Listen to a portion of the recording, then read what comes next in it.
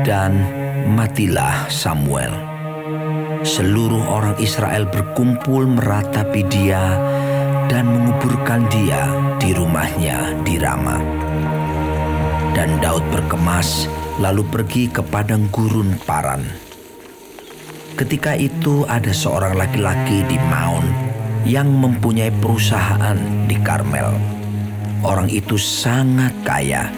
Ia mempunyai 3.000 ekor domba dan 1.000 ekor kambing. Ia ada di Karmel pada pengguntingan bulu domba-dombanya. Nama orang itu Nabal dan nama istrinya Abigail. Perempuan itu bijak dan cantik, tetapi laki-laki itu kasar dan jahat kelakuannya. Ia seorang keturunan Kaleb. Ketika didengar Daud di padang gurun bahwa Nabal sedang menggunting bulu domba-dombanya, maka Daud menyuruh 10 orang, dan kepada orang-orang itu Daud berkata, "Pergilah ke Karmel dan temuilah Nabal. Tanyakanlah keselamatannya atas namaku, dan sampaikanlah salam ini kepadanya.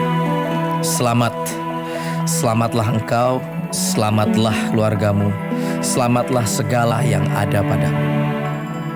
Baru-baru ini aku mendengar bahwa engkau mengadakan pengguntingan bulu domba.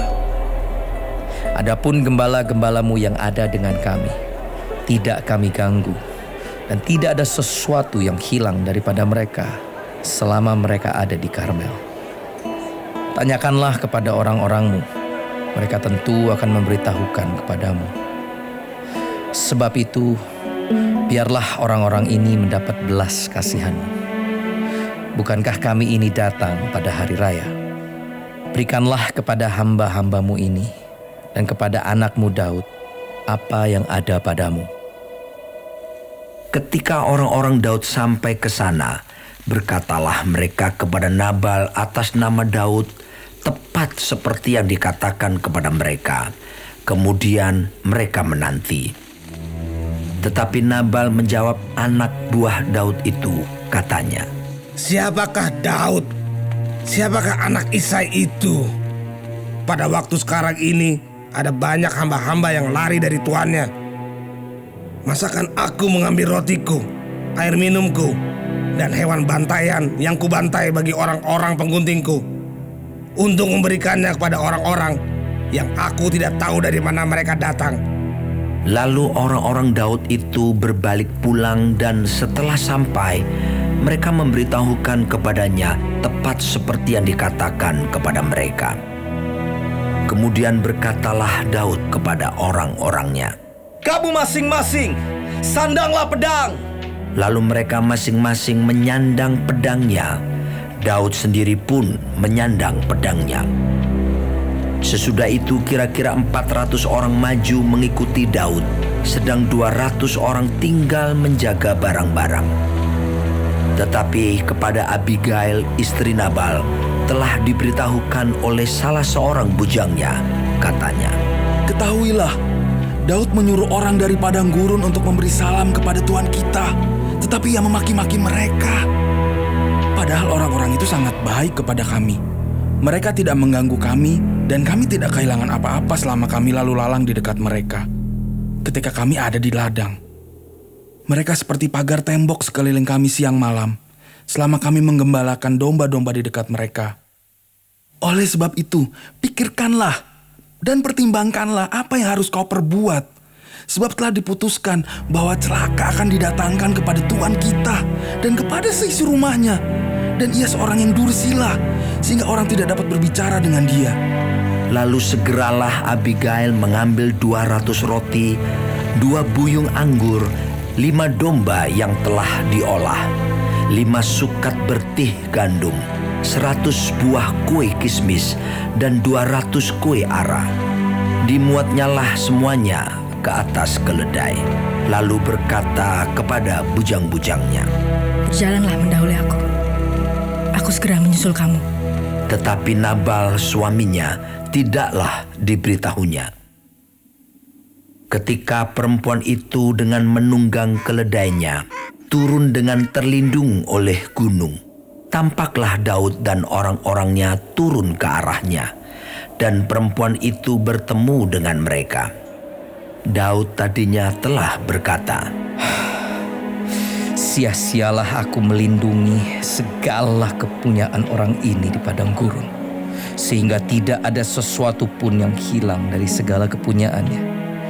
Ia membalas kebaikanku dengan kejahatan. Beginilah kiranya Allah menghukum Daud, bahkan lebih lagi daripada itu. Jika ku tinggalkan hidup sampai pagi, seorang laki-laki saja pun dari semua yang ada padanya." Ketika Abigail melihat Daud, segeralah ia turun dari atas keledainya, lalu sujud menyembah di depan Daud dengan mukanya sampai ke tanah. Ia sujud pada kaki Daud serta berkata, Aku sajalah ya Tuanku yang menanggung kesalahan itu. Izinkanlah hambamu ini berbicara kepadamu, dan dengarkanlah perkataan hambamu ini. Janganlah kiranya Tuanku mengindahkan Nabal, orang yang dursila itu. Sebab seperti namanya, demikianlah ia. Nabal namanya dan bebal orangnya. Tetapi aku, hambamu ini, tidak melihat orang-orang yang Tuanku suruh. Oleh sebab itu Tuanku, demi Tuhan yang hidup, dan demi hidupmu yang dicegah Tuhan daripada melakukan hutang darah, dan daripada bertindak sendiri dalam mencari keadilan, biarlah menjadi sama seperti Nabal musuhmu dan orang yang bermaksud jahat terhadap Tuanku. Oleh sebab itu, pemberian yang dibawa kepada Tuanku oleh budakmu ini, biarlah diberikan kepada orang-orang yang mengikuti Tuanku.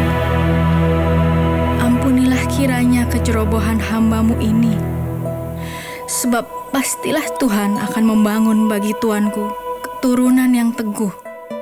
Karena Tuanku ini melakukan perang Tuhan, dan tidak ada yang jahat terdapat padamu selama hidupmu. Jika sekiranya ada seorang bangkit mengejar engkau dan ingin mencabut nyawamu, maka nyawa Tuanku akan terbungkus dalam bungkusan tempat orang-orang hidup pada Tuhan Allahmu. Tetapi nyawa para musuhmu akan diumbankannya dari dalam salang umban. Apabila Tuhan melakukan kepada Tuanku sesuai dengan segala kebaikan yang difirmankannya kepadamu, dan menunjuk engkau menjadi raja atas Israel, maka tak usahlah Tuanku bersusah hati dan menyesal karena menumpahkan darah tanpa alasan, dan karena Tuanku bertindak sendiri dalam mencari keadilan. Dan apabila Tuhan berbuat baik kepada Tuanku, ingatlah kepada hambamu ini. Lalu berkatalah Daud kepada Abigail, "Terpujilah Tuhan, Allah Israel, yang mengutus engkau menemui aku pada hari ini. Terpujilah kebijakanmu, dan terpujilah engkau sendiri, bahwa engkau pada hari ini menahan aku daripada melakukan hutang darah, dan daripada bertindak sendiri dalam mencari keadilan. Tetapi demi Tuhan, Allah Israel yang hidup, yang mencegah aku daripada berbuat jahat kepadamu. Jika engkau tadinya tidak segera datang menemui aku, pasti tidak akan ada seorang laki-laki pun tinggal hidup pada Nabal sampai fajar menyingsing." Lalu Daud menerima dari perempuan itu apa yang dibawanya untuk dia dan berkata kepadanya, "Pulanglah dengan selamat ke rumahmu. Lihatlah, aku mendengarkan perkataanmu dan menerima permintaanmu dengan baik." Sampailah Abigail kepada Nabal, dan tampaklah Nabal mengadakan perjamuan di rumahnya, seperti perjamuan raja-raja. Nabal riang gembira dan mabuk sekali.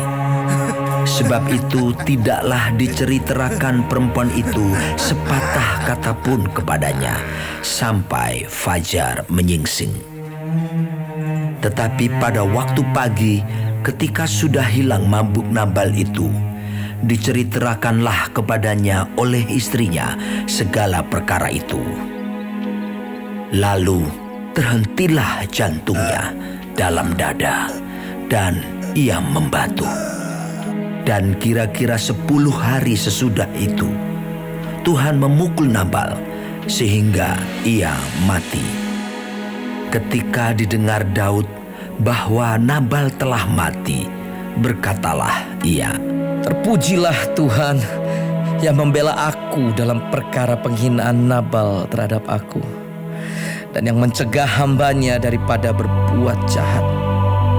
Tuhan telah membalikan kejahatan Nabal ke atas kepalanya sendiri. Kemudian Daud menyuruh orang untuk berbicara dengan Abigail tentang mengambil dia menjadi istrinya.